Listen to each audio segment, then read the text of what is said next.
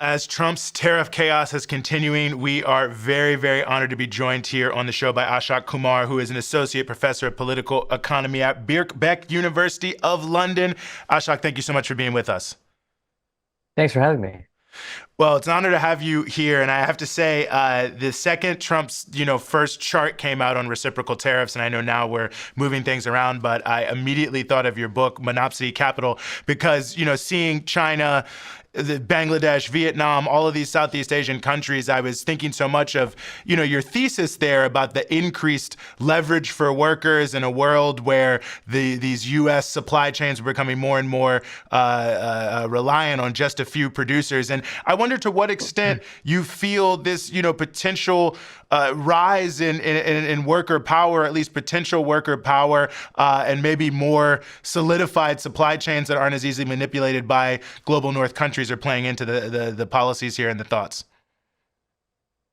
Well, there's a few things, right? So very early on when, the system of globalization as we know it came into being, really, I think after the crisis of the 1970s, it was a system built for the benefit of large capital holding countries and the capitalists and corporations that were within those countries, so namely the US. So the entire system was basically built for them. So when Trump prioritizes talking about trade deficits, that doesn't really matter because the entire system is built to be traded in dollars, highly financialized, disintegrated, meaning, there's very powerful buyers and not so powerful sellers in the global South.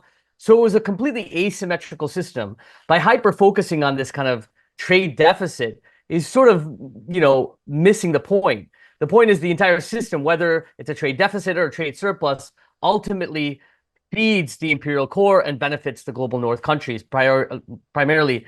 We see that sort of changing in 2005, 2006, when primarily driven by China, the consolidation in China, the development in China, it sort of changes the dynamics quite dramatically. So now you have, Trump's rolled out in the last hour that, today that China is going to have 145% tariffs. China is 84% tariffs on U.S. goods. And what that is actually in 10% across the board is trying to, it's a geopolitical tactic to try it and roll out a kind of new Cold War to put pressure on China. The fact is that China has been prepared for this for at least the last 30, 40 years. That's why you have a diversification of their trade regime. They're hegemonic trade partners in many countries in Latin America, 54 countries in Africa, across Southeast Asia. They have the Belt and Road Initiative that embeds Chinese capital and investment across over 100 countries. And they've done, debt relief in over 70 countries in Africa. And the loans that they give out are between 3 and 4%, which is the same percentage that the U.S. loaned to Germany and Japan and Italy after World War II, part of the Marshall Plan. So it's a much different program than the U.S. has and had. And so what you'll see is not what the U.S. is expecting, which is countries abandoning China, which, China has 0% tariffs for most African countries and Latin American countries, but countries moving closer to China because there's an economic incentive to move closer to China. I think that's a really good point. I mean, I was reading an article in the Chinese media a couple months ago that said if America isn't careful, they'll move themselves into regional party stature in terms of the regional power status in terms of the overall global order. And it seems like that's the case. And I guess I want your thoughts about whether, and I think maybe it's implied, but just to pull it out a little bit more, the possibility of this actually creating more jobs in the United States. I mean, this is, of course, how it's being sold by Trump, but it just doesn't seem like the dynamics are there for that possibility of, tens of millions of jobs or something coming back the way he's presenting it. Look, if you're a capitalist and you're trying to start a factory in a country, the thing that you want most is stability, but you also need, built up infrastructure in America that's deteriorating. You need, workforces that are, invested in terms of, their education, et cetera, concentration of workers, all of the dynamics that you need, but you also need stability. So a tariff regime that you don't know it's going to exist in 10 years, 5 years, what you had in China and why companies were investing in China, especially in the Pearl River Delta region, was because they said, we have a 5-year plan, we have a 10-year plan, we have a 20-year plan that tells you that we're going to have this much stability. It makes sense to invest here. In the US, it doesn't make sense why a company would invest. I mean, maybe some companies that are secondary units, so like automobile companies, they might go to a supplier in Mexico. Those suppliers may invest in the US, or Foxconn, which produces exclusively for Apple. They may stop moving goods from China, where they're primarily based, and they also have facilities in Indonesia and South India and Brazil, and they have one facility in Wisconsin, so they might invest more in that Wisconsin facility to expand it. So you might see elements of that, but when most products, even that are made in America, 90% of the supply chain will be outside America, the effect will be an enormous cost to consumers. And I mean, this isn't a radical position. This is the position that of anybody with any economic understanding. There's no other way there's no other direction of travel. And this is something that, Trump has really been committed to this anti-tariff position since the 80s, when it was a kind of left-wing position. And now it's not necessarily a left-wing or right-wing position. It's just objectively the case that unless the state is investing in factories, which I don't see that happening anytime soon, capitalists are hugely disincentivized from investing in the US because of the volatility. I think that's a really good point. And I mean, I think it speaks to a deeper question, too, about how we really build worker power, capitalism versus socialism, because I feel like so much of the conversation, at least here in the United States, is, you have to have tariffs if you want to have a strong working class. There's no way to actually expand the economy unless it's a beggar thy neighbor type policy, pitting workers here against workers in the global South. It's all, South Carolina versus, Sri Lanka or whatever it may be. But it seems like for like the working class, that is not really the standpoint to be looking at these sort of global geopolitical issues. Look, there's two things that go here. We can't have a kind of writ large argument about workers, because right now, even if companies move to the US, they'll have huge tax incentives to do it, and the wages will be depressed. And there is some incentive necessary to expand in the US, and obviously those conditions might be better than, say, somewhere in Latin America. But the difference is about sector. So if you look at, the garment sector, those factory jobs coming to the U.S. won't necessarily increase wages and mean better conditions. But if they, say, had targeted tariffs for, like, I don't know, the steel industry, that would benefit steel workers, because then they're not necessarily competing with other places, and they're not as movable. So, for example, in Britain, the fact that you've had these tariffs means that the steel industry is sort of going bankrupt. That's been privatized. Now the national government is talking about renationalizing it, right? They were talking about this yesterday. I don't know if that'll happen. That's a positive development. So renationalization is a positive development. What it means for workers' power, in certain sectors, it could increase workers' power because you have limited options for capitalists to undercut their wages. But in other sectors, it may not do that, because what it might mean is workers are also consumers. So, the price of goods going up, the asset prices falling, inflation being run away, has a negative impact on workers, especially if it doesn't lead to more investment in the real economy, which it doesn't seem like it will.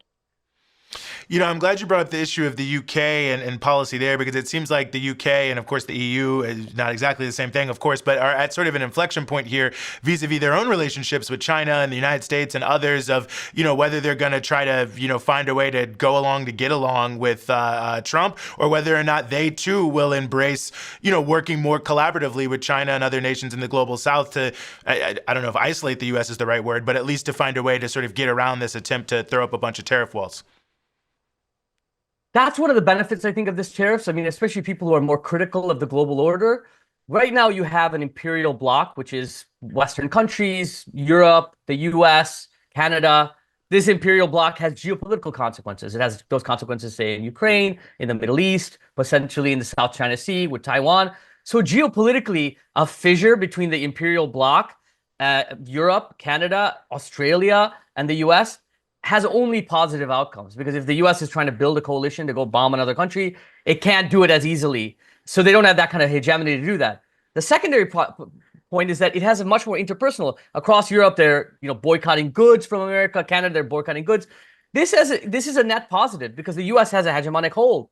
So I think China is reaching out, for all evidence points to them reaching out to Europe, and Europe might be in more and more economic pressure. If China says, okay, we'll have no tariffs, and the US is saying we'll have 10% tariffs, increasingly parts of Europe may try to move closer to China, especially as it becomes less in their interest to be this kind of imperial bloc. No, I think it's a good point, and just a couple more questions I want to ask you here. I mean, I wonder also how you think it could rebound on South Asia. I mean, it seems obviously, there's an attempt to kind of, India 29%, now China, 130% and counting, all these different pieces to sort of pit the different giants of South and East Asia against each other. But it also feels they have a lot of incentive to also to collaborate in this context. But obviously, India has its own, motivations, as does Pakistan and other countries, vis-a-vis how they relate to the United States. So I wonder how you see, insofar as we can see, this affecting the overall dance, if you will, between China and India around this, the concept of both countries rising or attempting to. Well, look, Pakistan has historically been allied to the US. I mean, Imran Khan came in and tried to switch that. Now he's in a prison. So we don't know where that's going to go. In India, obviously, it's been 10, 11 years of the far-right government of Modi. Even though you would assume that they would become closer with the Americans, they actually have much closer ties with Russia. As Russia becomes closer to the US, that might also change that dynamic. And that, the jury's still out about that. With China, India fought 3 wars with China. They historically have had quite an antagonistic relationship with their border nation, but increasingly they've had increasing talks about over contested land. So those talks might lead to more stronger bilateral relations. So all of this is sort of up in the air. It's hard to know where India will fit in here. India's it's not a clear cut. It still has elements of that sort of non-aligned movement where they're not clearly with Washington, they're not clearly with Moscow, they're seeing where they can get the best probably trade agreement. So it's hard to say right now. Mm-hmm. And just finally, real quick, Israel obviously had tariffs put against them by Trump. Netanyahu couldn't get them lifted, but we're seeing more, their investment going into Israel is obviously going down because, they're waging this genocide and people don't know if it's a good investment. I mean, could there be some geoeconomic aspects to how, the sort of the strength of the Israeli apartheid project that could, come into play here in terms of the overall relationship of forces in West Asia, because so much of their economic model and the way it's integrated in with the West seems like it's also getting caught in some of these headwinds? There's a few things here. So some of the arguments that people have said, why from the left, that people are saying, oh, Trump is doing this is to prevent de-dollarization. But the de-dollarization prevention argument doesn't make any sense because it's not targeted. So like you said, 17% for Israel, 10% for Iran. Obviously, they've now flattened that out to 10%. So that argument doesn't really make any sense. But what you see is the economy in the US going down, weakening, their relationships with other countries and allies weakening. If we understand Israel as a proxy of the US, effectively a military base in the middle of piercing at a critical choke point, the African nations from the Asian countries, then the weakening of its imperial power and the economic power of the West and the strengthening of China. I mean, China doesn't have a hostile relationship with Israel, but they have a much more favorable relationship with Palestine. They've had all the factions meet in Beijing, the Palestinian factions. They had, they negotiated the peace agreement between Saudi Arabia and Iran, Syria under Assad and the Saudi Arabia. So they have a much more peaceful relationship to the Middle East. They're not as hostile or antagonistic as we'd like them to be with Israel, but they certainly are much better, have a much better relationship to the Middle East. So the weakening of the U.S., the weakening of the imperial powers, the weakening of the U.S. economy, all potentially allows for a weakening potentially of Israel. So it's really, again, this is, they've now flattened it out. Iran has 10%, Israel has 10%. There's obviously lots of disinvestment that's happening in Israel. There's also been a brain drain recently. There was an article that talked about the brain drain that's happening in Israel. You also have the Yemen forces Red Sea blockade that's having a negative effect, 20% increase costs for prices for any goods in Israel because it takes 2 weeks longer to go around the Horn of Africa. You also, just recently, New York Times 4 days ago did an article about that the U.S.